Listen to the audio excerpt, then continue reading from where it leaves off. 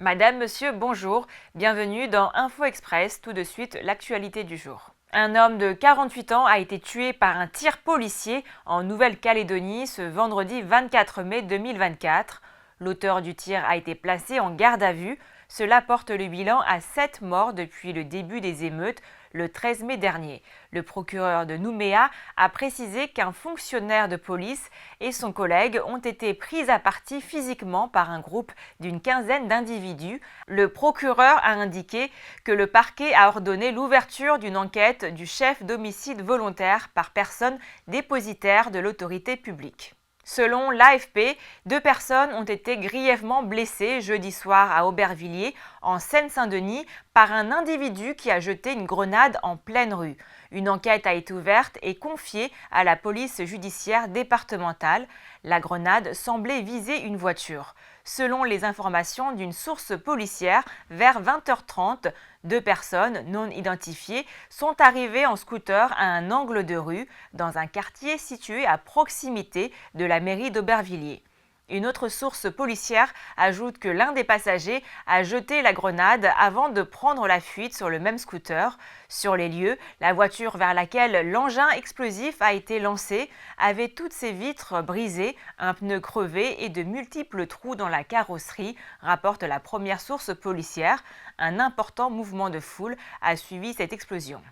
Et dans le cadre de son plan visant à lutter contre la violence chez les mineurs, le Premier ministre Gabriel Attal veut un projet de loi sur la comparution immédiate avant la fin de l'année. Ces comparutions immédiates concerneraient les cas de violence aggravée et récidivistes des plus de 16 ans.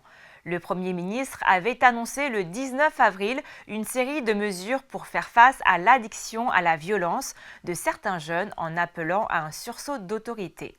Au lendemain de la grève qui a ralenti le trafic de certains trains de banlieue et RER en Île-de-France, la SNCF a proposé mercredi 22 mai une indemnité journalière de 95 € bruts pour les cheminots mobilisés pendant les Jeux Olympiques. Ainsi, près de 50 000 salariés seront en mesure de toucher jusqu'à 1 900 € d'indemnité.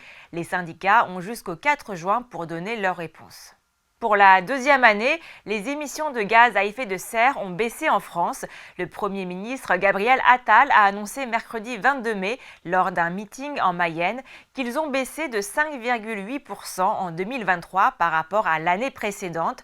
La France entend réduire ses émissions de gaz à effet de serre de 50% d'ici 2030 pour se conformer aux engagements européens et ambitionne la neutralité carbone à l'horizon 2050.